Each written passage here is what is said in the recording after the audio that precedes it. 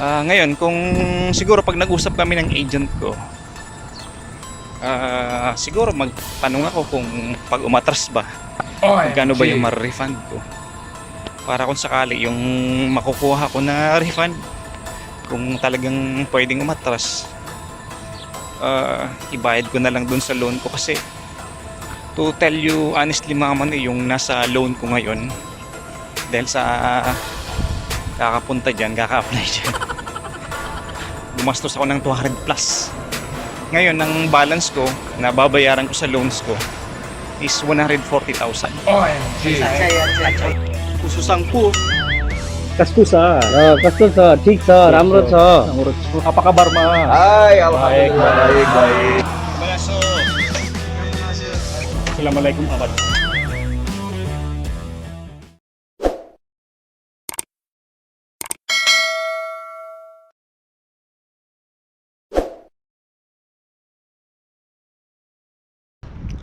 Aywa, panalo mga kamanol. Yeah. Usapang ano tayo, pag-a-apply papunta ng Canada. Ayoko na, parang ayoko na. OMG. Dumadating nga talaga sa point na parang gusto mo na matras. Wala nang motivation ba. Lately kasi na-realize ko na siguro parang hindi sa akin. Tagal ko na naghihintay, puki ng ina. Napapamura na ako. Sorry mga kamanol. Nagsimula ako ng application ko sa Canada October 2021. Ano na ngayon? March 2024 na. October, November 2022, November 2023, 2 years. November, December, January, February, March. So 2 years and 5 months na ako naghihintay. Bullshit. Na fed up na ako. Ngayon parang gusto ko na umatras po. Kinang shit. Sorry Manoy for the words Gusto ko lang it's natural lang na magmura ka to release something. Pero pag minura mo yun sa isang tao na directly, yun ang masama. Pero kung nagmumura ka is upon to release lang yung pressure para sa'yo, I think it's not that bad. Basta wala kang kina-curse na tao, wala kang sinasaktan na tao, para sa akin it's okay na magmura. Pero sa viewers, wag yung gagayahin of course. Wala kasi lately kasi kakabalik ko lang din galing ng bakasyon. Nag-inrab ko nga yung vacation kasi baka makapiling ko man lang yung pamilya ko. Tapos ano na ngayon, 2 years 5 months na ako naghihintay. Kung yung mga kabats ko sa Pilipinas, yung first batch na mga kasama ko na mention ko in the first previews na mga videos, 1 year 8 months sila naghihintay. Ako 2 years 5 months na. Bullshit. Di ko alam, parang ayoko na. Nangihina talaga ako. Parang gusto ko na i-PM yung agent ko na, ma'am, atras na ako. Kasi unang-una, as a summation ng buhay, ganun pa rin Pag pumunta ka kasi doon, slave ka pa rin.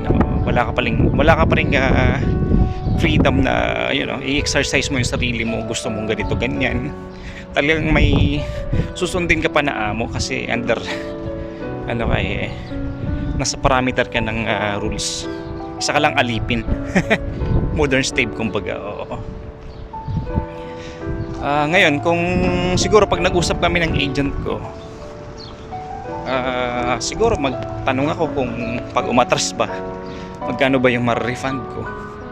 Para kung sakali yung makukuha ko na refund, kung talagang pwedeng umatras, ibayad ko na lang dun sa loan ko. Kasi to tell you honestly mga man, yung nasa loan ko ngayon, dahil sa kakapunta dyan, kaka-apply dyan, gumastos ako ng 200 plus. Ngayon, ang balance ko na babayaran ko sa loans ko is 140,000. Nagkautang-utang ako dahil dyan.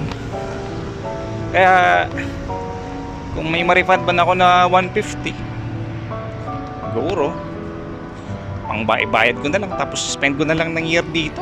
Ayoko na, nakakainis na talaga. Kasi ang tagal ko na, sawang-sawa na ako sa kaka-slave eh. Kakagising ng 9 to 5, 9 to 6. Para tayong robot, wala tayong asenso. Siguro ipon na ako ng konting puhunan, tapos i-apply ko yung mga nasa mga business venture ko, yung mga nasa isip ko. Kailangan ko lang talaga ng mga 100,000 para may i-proceed ko yung mga plans ko. Awan ng Diyos siguro, baka hindi mo na ako pababayaan. Di na, parang late kasi nahihina na ako eh. Ayoko na. Parang gusto ko na sumuko. Tagal ko na naghihintay, hindi siguro para sa akin. Kaya sa mga nag-apply dyan papunta na hindi nahirapan, ang suswerte nyo. Mga naghintay na 1 taon, less than 1 year, sabi natin 2 years. Sa mga kasama ko ng first batch, naghintay sila ng 1 year and 8 months. Pero ako, inabutan na ako ng 2.5 2 years, 5 months na ako naghihintay. Bullshit. Parang hindi na makatarungan eh. Parang pinaglalaroan ba ako ng kapalaran? Kung naging curse man sa akin to nung panahon na naging malikot ako, wala na, pinagsisihan ko na yun. Alam ng Diyos yun, pinagsisihan ko na totally yun. Kung ano man yung kamalian ko ng mga past ko. Kasi may mga kasabihan na nagmamanifest daw eh. Kung ano yung ginawa mo ng mga panahon, mag-reflect in the future na magiging karma mo. Pero wala na, pinagsisihan ko na yun. Sinubit ko na yun spiritually yan. Pero ngayon parang siguro hindi talaga ako makalis sa bondage ng kahirapan. Lintik na yun. Financially. Kaya pag nagkakaroon ka kasi ng problema sa financial, emotion mo apektado eh. Kambal eh, no? Parang twin sila. Hanggang yun, ma-stress ka, ma-depress ka, ma-pressure ka. Kung ano na naisip mo, yun na naisip ko lately. Kaya sa mga papunta ng Canada, let's see. Baka balitaan ko na lang kayo kung sakali mag-usap kami ni agent. Parang gusto ko na talaga umatras. Ayoko na siguro. OMG. Hirapan na ako. Napapanot na ako kakaisip kung anong dapat na gawin. Tutuloy ba? Ano bang status ko? Saan na ba? Kamusta na application ko? Yun mga kapatid, sige, dito na ako sa trabaho. Dito na naman ako sa araw-araw na ginagawa. Parang trompo eh.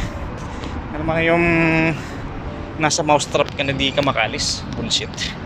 Bye mga kapatid.